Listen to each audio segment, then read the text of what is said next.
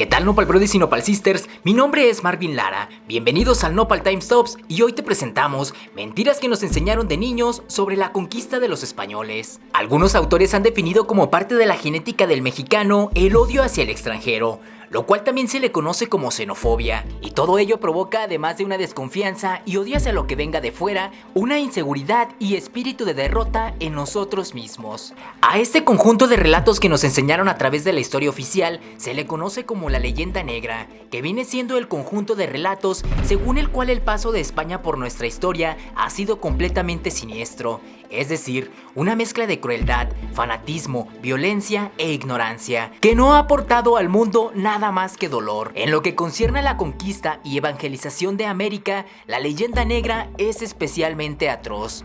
España hizo un genocidio en América, redujo a los indios a la esclavitud y la Inquisición los torturó hasta la muerte. En este video haremos un recuento de las peores mentiras que nos dijeron en la escuela de los españoles que llegaron a América.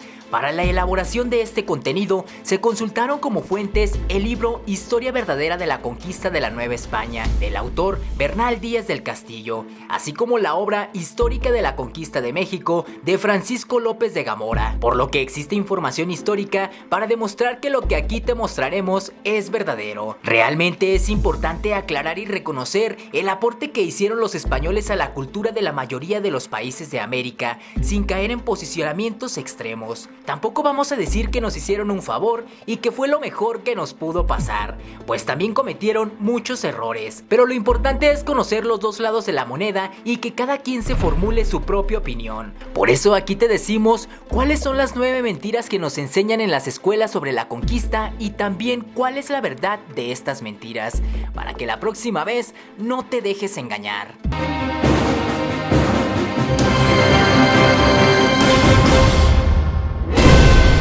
Número 1. Los españoles nos conquistaron a los mexicanos.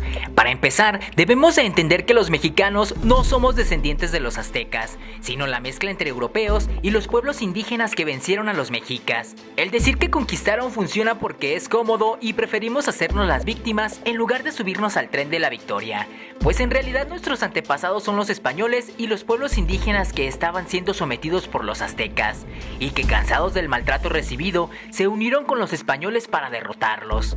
Ya posteriormente se mezclaron en cuerpo y alma con todo lo que venía de Europa, formaron un país, una nueva cultura, una nueva esencia y un nuevo individuo. Sin embargo, seguimos sintiendo que Moctezuma fue un tío lejano de nosotros y que los malditos españoles lo mataron, aunque por cierto, a Moctezuma lo mató su propio pueblo a pedradas. Número 2. Los españoles destruyeron la armonía y el progreso que había en Mesoamérica. Esa imagen del pueblo mexica feliz, comprando y vendiendo productos en los tianguis, a un lado de los basamentos y templos enormes, todos felices y en armonía, con un emperador sabio y bondadoso, nos la metieron con embudo.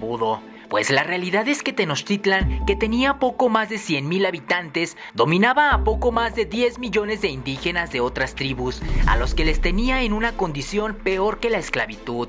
Los obligaban a pagar tributos permanentes, a trabajar y entregar los productos alimenticios necesarios para la subsistencia del imperio, a pelear por ellos en las guerras de nuevas conquistas, a entregar periódicamente personas para el sacrificio y consumo humano. Es decir, eran considerados más bajo que un objeto, porque un objeto se le cuida o se le saca provecho, mientras que a las tribus sometidas se les disponía sin ni siquiera interés pecuniario, ya que morían por distintas causas, sin que les causara a los mexicas la sensación de pérdida, pues al cabo que había muchos para sustituirlos. Ante esa realidad, se levantaron 150,000 indígenas al lado de 400 europeos. Número 3. Los españoles no nos trajeron nada más que muerte y explotación. Las mentiras mencionadas en los puntos anteriores se sustentan en que supuestamente los españoles rompieron esa armonía que había en Mesoamérica a cambio de nada, independientemente de los importantes aportes al darnos una cultura, un idioma, religión y tecnología que trajeron los españoles a nuestro territorio. Todo lo mexicano es una fusión de ambas culturas: la gastronomía, arquitectura, medicina, las bebidas, la música, la raza y las tradiciones. Si eso no es nada, entonces necesitamos un nuevo idioma para expresarnos. Número 4. Los españoles genocidas asesinaron a casi todos los indios. Esta es quizá la mentira favorita de los historiadores oficiales proindigenistas, quienes aseguran que los europeos trajeron muerte y desolación. Sin embargo, debemos entender que sí hubo una mortalidad tremenda a causa de dos brotes de viruela en 1519 y 1571, los cuales redujeron de manera importantísima la población indígena. Estos fueron accidentales y producto del contacto con los europeos, pero la propagación se dio entre los indios, no a propósito. De hecho, dichas epidemias provocaron que se instalaran los primeros centros médicos para atender a la población, la cual no tenía anticuerpos para dichas enfermedades. Cabe mencionar que los indígenas también tenían enfermedades propias desconocidas en Europa y que estas por alguna razón no afectaron a los españoles. La razón, un genetista la podría dar. La realidad es que la guerra de conquista fue básicamente entre pueblos indígenas dirigidos por Cortés, y después de ella vinieron las epidemias circunstanciales e incontrolables, pero de eso a que los españoles mataron a los indios está muy lejos. Número 5. A Mesoamérica se vino lo peor de España y que solo odiaban a los indios. La realidad es que se vino de todo, desde el peón hasta el estudioso. El ejemplo más claro es el propio Hernán Cortés, quien era un estudiante de Derecho y un erudito que al año de estar en suelo mesoamericano ya dominaba el náhuatl. Y fue tal su amor por esta tierra que su última voluntad fue que lo enterraran en Nueva España. En su legado dejó una fortuna para la construcción del Hospital de Jesús en la Ciudad de México, y en cuyos muros están sus restos. Antes de morir, consiguió del rey Carlos V una ley que prohibiera que la Inquisición juzgara a los indígenas y su esclavitud. Además que la primera guerra de independencia la hicieron sus hijos mestizos en 1567. Número 6. Cuauhtémoc fue un héroe indígena que soportó la tortura de quema de pies ordenada por Hernán Cortés. Para empezar, no fue Hernán Cortés quien dio la orden de tortura, sino el tesorero Julián de Alderete. Pero te sorprenderá saber más que Cuauhtémoc no fue tan valiente como nos lo pintan en los libros de historia de la primaria, ya que en realidad sí reveló dónde estaban los tesoros. Confesó que los había tirado 4 días antes en una laguna.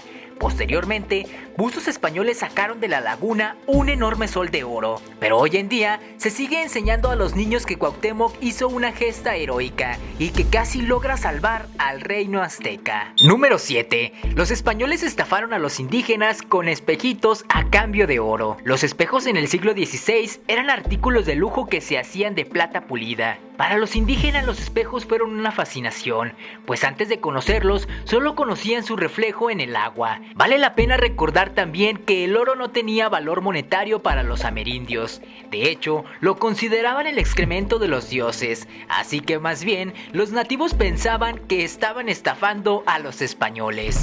Número 8. Los españoles ganaron la conquista gracias a las enfermedades como la viruela. El brote de viruela sigue sin justificar la conquista de Tenochtitlan, ya que los aliados de los españoles, que sumaban un total de 150,000 indígenas a comparación de menos de 1,000 españoles, tampoco eran invulnerables a esas enfermedades. De hecho, los tlaxcaltecas, los más fieles aliados españoles, en 1520 sufrieron la primera gran epidemia de viruela y de todos modos ganaron la guerra de conquista. Número 9. Los españoles ganaron gracias a su armamento de alta tecnología. La tecnología de los españoles contaba con no más de 20 arcabuces o rifles muy rudimentarios, que tardaban en armarlos para disparar entre 2 o 3 minutos y cuya mecha podía fallar, y por si fuera poco, podía explotarte en la cara si la bala se atoraba en el cañón. Incluso, aunque los arcabuces y los caballos que tenían los españoles hubieran sido ventaja, ni de broma menos de 1,000,000 de españoles le ganan a un ejército azteca de cientos de miles de hombres. Antes se quedan sin balas, virotes de ballesta o soldados. La guerra de conquista fue una guerra de indígenas contra indígenas con armamento prehispánico. 150,000 indios contra aztecas, que entre ellos no se veían como una unidad ni eran mexicanos. Siempre se ha dicho la frase de que quien no conoce su historia está condenado a repetirla, y lamentablemente este es un problema bastante común en nuestro país, pues la desinformación y la alteración de la historia oficial ha llevado a que los niños de primaria y secundaria no conozcan lo que en realidad pasó, y por lo tanto se siguen creyendo muchas mentiras que nada más alimentan el lenguaje xenofóbico que no nos permite convivir en armonía con los visitantes de otros países. Esperamos que te haya gustado este video, no olvides darle like, compartirlo y activar la campanita para estar al pendiente de las notificaciones de nuestros próximos videos. Nos vemos hasta la próxima.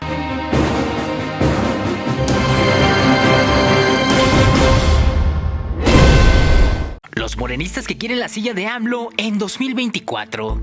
Apenas acaba de ser nombrado presidente de México Andrés Manuel López Obrador y ya hay varios morenistas que levantan la mano para ser los sucesores en las elecciones de 2024. Sin duda, ser presidente de la nación es el mayor honor que pudiera tener cualquier mexicano. Y ahora que por primera vez en la historia llegó un presidente postulado por un partido de izquierda, esto genera mucha emoción en sus militantes, que los hace pensar que pueden repetir el triunfo en las elecciones del 2024.